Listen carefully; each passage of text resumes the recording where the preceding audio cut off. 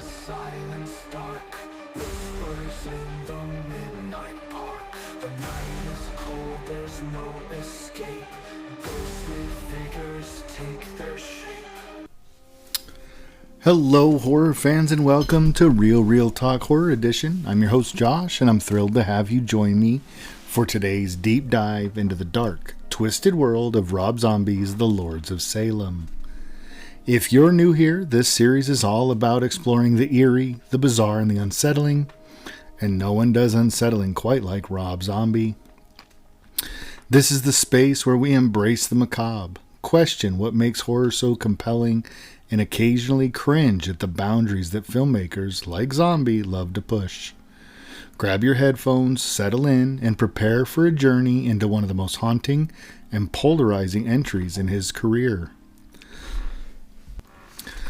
For those unfamiliar, quick look back, this is about Rob Zombie, the legendary musician known for hits like Living Dead Girl and Dracula, but also as a filmmaker who's carved out a unique niche in the horror genre, starting with House of a Thousand Corpses, my personal favorite. Zombie has built a reputation for films that combine grindhouse grit, shocking violence, and a deeply personal touch. His aesthetic is raw, visceral, and often divisive. Whether you love him for his unapologetic style or hate him for his over-the-top approach, there's no denying Zombie's influence on modern horror. His work has sparked countless debates about the line between homage and originality, exploitation and art. In this series, we're tackling his filmography in chronological order, exploring his storytelling, visual style, and his unique spin on horror tropes. So far, we've covered 4 films, the first half of his career.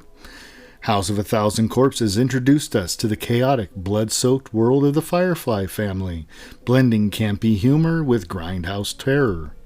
In the sequel, The Devil's Rejects took a darker, more grounded approach, creating a grim yet oddly compelling anti-hero story. Next came Zombie's reimagining of Halloween, a bold and controversial dive into Michael Myers' origins that split fans and critics alike. And finally, Halloween 2 delivered a brutal, surreal exploration of trauma that proved Zombie wasn't afraid to challenge expectations. Today, we're moving into uncharted territory with The Lords of Salem. This is a film that breaks away from Zombie's usual grindhouse roots to embrace a more atmospheric, art house-inspired style. This is a movie that dares to be different, taking us on a journey through witchcraft, madness, and the lingering shadows of Salem's dark history. Are you ready to explore one of Rob Zombie's most experimental, most divisive works? Let's dive into the haunting world of the Lords of Salem.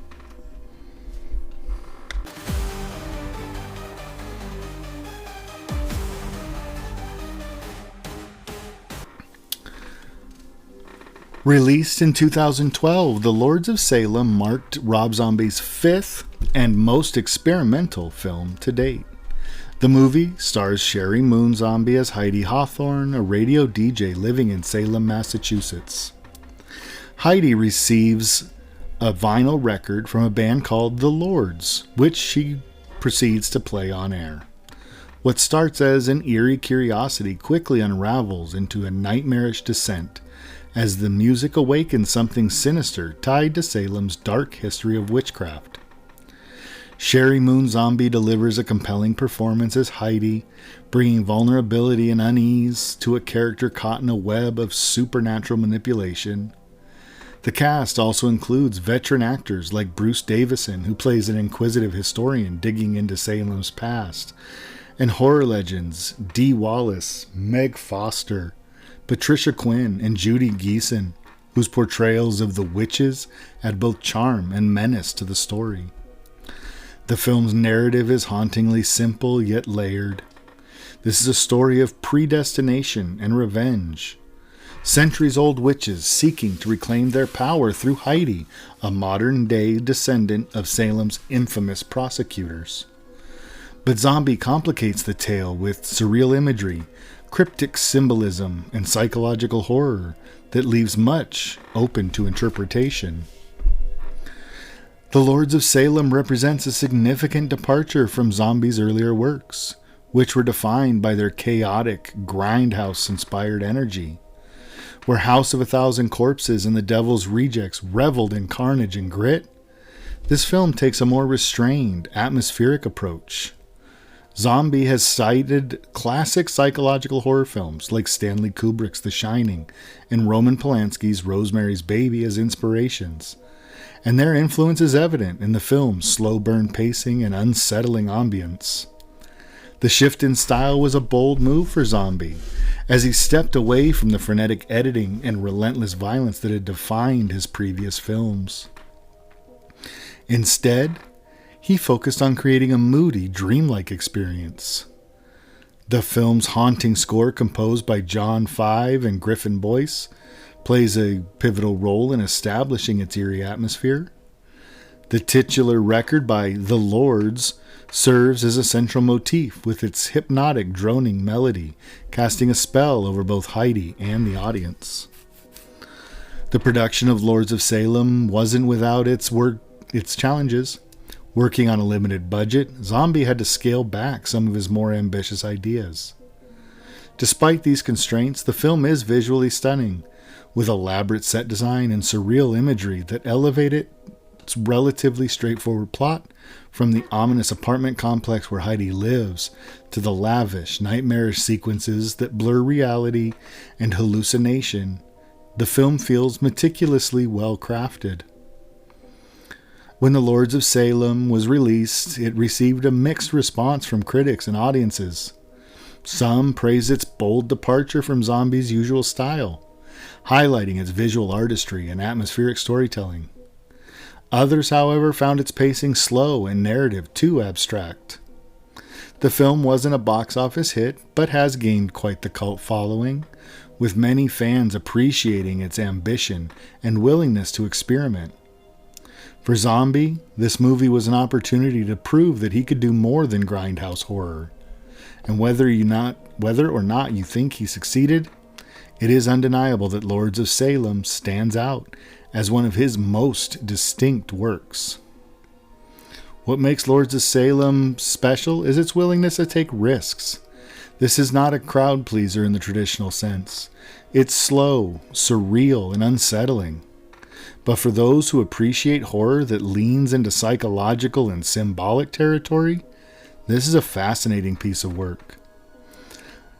Let's dive deeper into the film's themes, performances, and style to see how Zombie crafted this haunting tale of witchcraft and madness.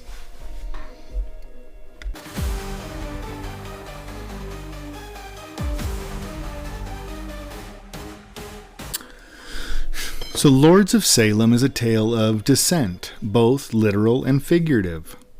Zombie uses the backdrop of Salem, Massachusetts, with its infamous history of witch trials, to craft a story that explores the weight of generational sin and the inescapable pull of fate. One of the film's central themes is generational sin and inherited guilt. Heidi, as a descendant of the judge who condemned the witches to death, becomes the focal point of the centuries-long revenge. Zombie skillfully weaves this idea into the narrative, suggesting that the past isn't just something to be remembered, but something that actively shapes and haunts the present. Salem's history becomes a character itself, its shadows looming over every scene and creating a sense of inevitability that drives the story forward. Another prominent theme is addiction and the struggle for control. Heidi is depicted as a recovering addict, her past struggles with substance abuse paralleling her descent into the witch's grip. As she succumbs to the influence of the cursed record and her nightmarish visions intensify, Zombie blurs the lines between supernatural possession and the psychological unraveling of someone losing their battle with addiction. This duality gives the film a deeply personal and tragic undertone, as Heidi's vulnerability makes her both relatable and heartbreakingly doomed. Zombie also dives into religion and the corruption of faith. The witches in the film serve as darkened versions of religious devotion. Their rituals, grotesque parodies of sacred rites, the imagery of inverted crosses, sacrilegious ceremonies, and disturbing depictions of the demonic are designed to unsettle and challenge viewers to confront the ways religion can be both a source of salvation and at the same time a tool of oppression. Visually, the Lords of Salem represents a significant evolution in Zombie's filmmaking. While his earlier works leaned into the gritty chaos with frenetic editing and unrelenting violence, this film embraces a more deliberate, art house-inspired aesthetic. The use of saturated colors is striking, with deep reds, shadowy blues, and muted earth tones dominating the palette. These colors evoke both dread and dreamlike wonder, creating an atmosphere that feels otherworldly, yet grounded in tangible, decaying reality. Rob Zombie's surreal imagery plays a crucial role in building the film's unsettling tone. From the witches' grotesque rituals to the hallucinatory sequences that blur the line between Heidi's reality and her nightmares, this film is packed with visuals designed to provoke unease and reflection. One standout moment is the recurring vision of a towering, goat-headed demon, a symbol of malevolent power that looms over the film's narrative. The haunting score by John Five and Griffin Boyce further enhances the film's atmosphere. The droning, hypnotic melody of the Lord's record acts as both a plot device and an emotional anchor, drawing both Heidi and the audience into its spell. This is complemented by moments of silence and eerie ambient sounds, which Zombie uses to heighten tension and amplify the sense of isolation that permeates the story. Zombie's slower pacing and focus on psychological horror distinguishes The Lords of Salem from his earlier work. The film takes its time to build dread, relying less on shock and gore and more on a creeping sense of inevitability. This approach, while polarizing, shows a level of restraint that highlights Zombie's growth as a storyteller. The Lords of Salem is a stylistic departure that demonstrates Rob Zombie's willingness to experiment with form and tone. It's a hypnotic blend of old-school horror influences and modern psychological terror, offering a deep, atmospheric experience that will linger in your mind long after the film has ended.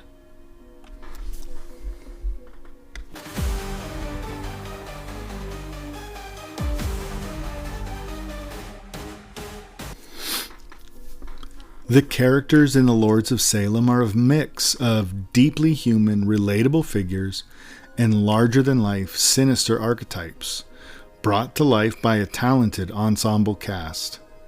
At the heart of it all is Sheri Moon Zombie, delivering what is arguably the strongest performance of her career. Sheri Moon's portrayal of Heidi Hawthorne is layered and compelling. As a recovering addict, Heidi starts the film with a veneer of stability and quiet strength.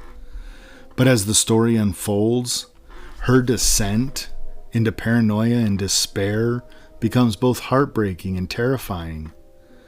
She brings a vulnerability to the role that makes Heidi's plight deeply personal. Her reactions, whether subtle, like a flicker of unease, or full-blown terror, anchor the supernatural elements of the story in a human reality. She makes Heidi more than just a victim. She's a tragic figure, caught in forces far beyond her control. Bruce Davison as Francis Matthias adds gravitas to the film, playing a historian intrigued by the mysterious record and its ties to Salem's dark past. Davison's performance is measured and thoughtful.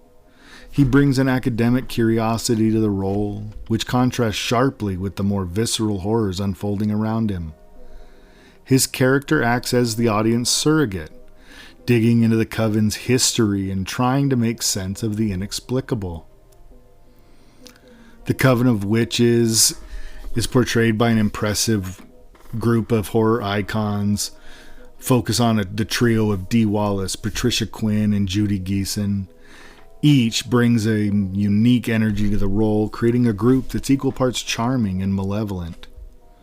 Dee Wallace, best known for her role in the classics like Cujo and The Howling, plays a deceptively kind and maternal figure whose outward warmth hides a sinister agenda.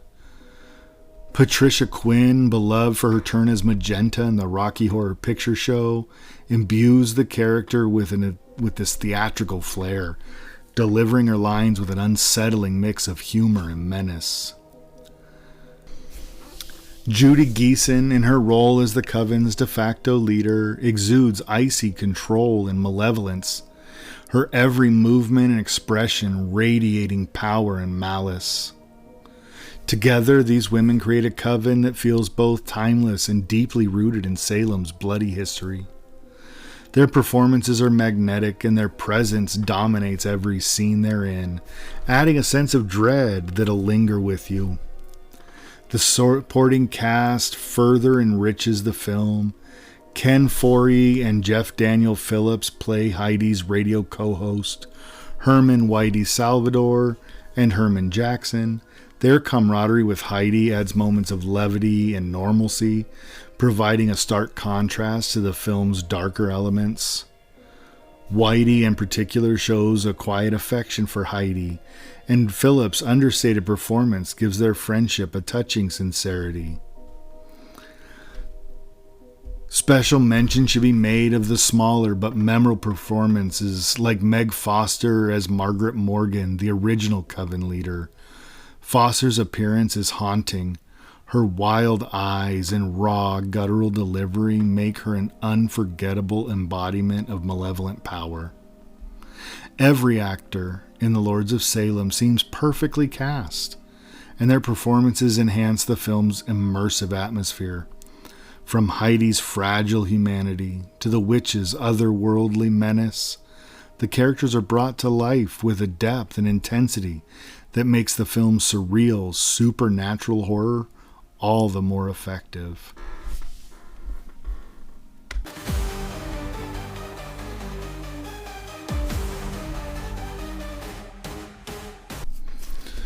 One of the Lords of Salem's standout strengths is its atmosphere. Rob Zombie crafts a world that feels oppressive and otherworldly, drawing us into Heidi's descent into madness. The use of music, particularly effective. The Lord's record is a central piece of the story, that eerie, hypnotic tone acting as a sonic trigger that pulls both Heidi and the audience into the film's unsettling rhythm. The score by John Five amplifies the tension, blending droning, ominous sounds with moments of eerie quiet that leave you on edge. Visually, this film is a feast for the senses. Zombie employs a mix of stark realism and surreal imagery, creating sequences that are both haunting and beautiful. The dreamlike scenes, such as Heidi's hallucinatory encounters with the witches and demonic figures, are unforgettable. They evoke the kind of visceral unease seen in classics like The Shining, while maintaining Zombie's signature style. Another strength lies in what we were just talking about, those performances. Particularly Sheri Moon Zombie's portrayal of Heidi. Her vulnerability grounds the film, makes her descent into supernatural terror feel personal and tragic. And the supporting cast, especially Bruce Davison and those witches, add layers of menace and charm and really elevate the narrative. However, the film isn't without its flaws. The pacing is deliberately slow, which can feel sluggish to viewers expecting the chaotic energy of Zombie's earlier works. While the slow burn allows for an immersive atmosphere, some stretches feel meandering, as though the story is stalling rather than building. The abstract nature of the narrative is another potential stumbling block. Zombie leans heavily into surrealism, and while this creates some visually arresting moments, it can leave the plot feeling disjointed. Key details about the witch's motivations or the record's power are hinted at rather than fully explained, which may frustrate viewers seeking a more traditional narrative structure. Additionally, Zombie's ambition occasionally crosses into overindulgence. Some scenes, while visually stunning, feel excessive, prioritizing style over substance. For instance, the climactic sequences veer into the territory that, while striking, might come across as more self-indulgent than narratively satisfying.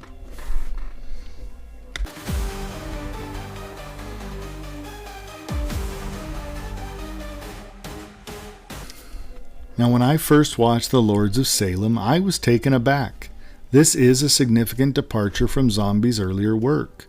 He traded in the grindhouse grit and the relentless violence for a far more subdued psychological approach. At first, the film's slow pacing and abstract storytelling left me unsure of how to feel. On rewatch, however, my appreciation for the film deepened. Rob Zombie's artistry and attention to detail shine in ways that aren't immediately apparent on the first viewing. The deliberate pacing, while challenging, allows the atmosphere to seep into your bones, and the surreal sequences feel more purposeful when you've had time to reflect on them. This is not a film that spoon-feeds its audiences, but one that rewards patience and an open mind. It'll challenge the viewers to engage with it on a deeper level, inviting interpretation and reflection. While it's not perfect, the sheer ambition and haunting beauty of The Lords of Salem make this a standout entry in Zombie's filmography. For fans of atmospheric art house horror, it's a unique experience. So who should watch this film? The Lords of Salem isn't a film for every horror fan. Those seeking the blood-soaked chaos of Zombie's earlier works or the adrenaline rush of a traditional slasher will find a very different beast here. This is not a film built on jump scares or relentless gore. Instead, it thrives on mood, tension, and creeping dread. If you're a fan of atmospheric and psychological horror, films that challenge your perception and linger in your mind, then Lords of Salem deserves a spot on your watch list. Think of it as a modern art house horror experience, something that leans more towards unsettling ambiguity than straightforward scares. Fans of directors like Stanley Kubrick, Roman Polanski, or even Ari Aster might find Zombie's foray into surreal, experimental storytelling particularly intriguing. For viewers familiar with Rob Zombie's work, this film is an essential watch. It makes a significant departure from the grindhouse aesthetic and demonstrates his evolution as a filmmaker who takes risks and explores new territory. Now, to fully appreciate The Lords of Salem, it's important to approach it with the right mindset. Go in expecting a slow burn rather than a pulse-pounding horror ride. The film works best when watched in a dark, quiet setting where you can fully immerse yourself in its eerie atmosphere and unsettling visuals. Be prepared for a narrative that leans into abstraction and surrealism. Don't expect every detail to be spelled out. Instead, allow yourself to feel the emotion and tension that the film evokes. A second viewing can help uncover deeper layers and thematic elements that might not be immediately apparent. Now, my recommendation, my rating, I give The Lords of Salem a solid 7 out of 10. This is a must-watch for zombie fans and anyone who appreciates experimental horror that pushes the boundary of genre. It's not going to resonate with viewers looking for more traditional scares or fast-paced thrills, but it offers a haunting, thought-provoking experience for those willing to meet it on its own terms. For horror enthusiasts who enjoy films that balance the artistic with the disturbing, The Lords of Salem is a unique entry in Zombie's filmography, one that proves he's more than just a purveyor of grindhouse terror. He's a filmmaker unafraid to challenge and unsettle in bold, unconventional ways. So what are your thoughts on the Lords of Salem? Did its haunting visuals, unsettling score, and slow burn storytelling draw you in? Or did its abstract nature leave you scratching your head? I'd love to hear what resonated or didn't resonate with you.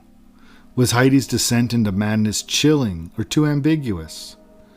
What did you make of the witch's sinister plot and the film's surreal, hallucinatory imagery? Join the conversation, leave a comment, connect with me on social media, or tag me in your posts. Your perspective could be featured in an upcoming episode. Plus, I'm curious, where does the Lords of Salem rank among Rob Zombie's films for you?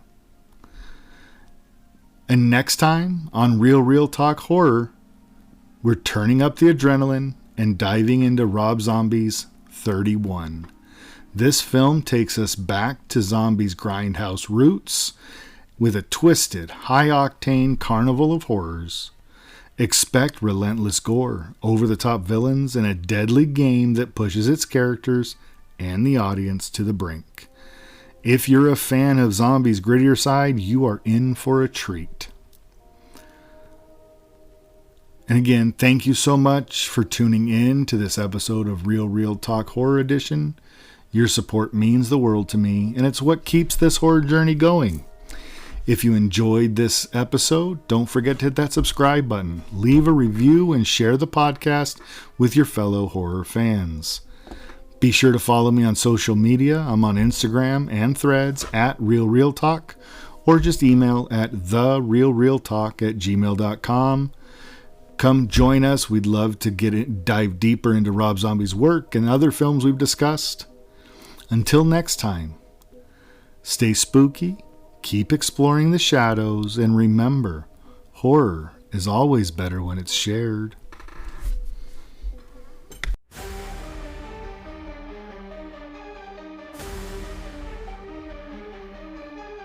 Creeping through the silence dark, whispers in the midnight park. The night is cold, there's no escape. Ghostly figures take their shape.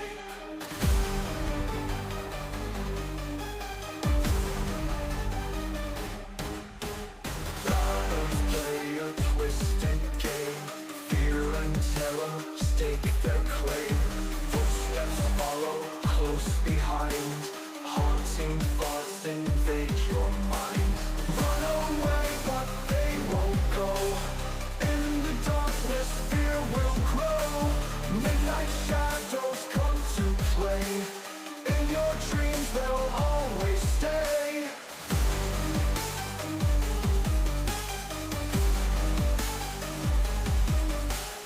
Windows rattle, doors they creak.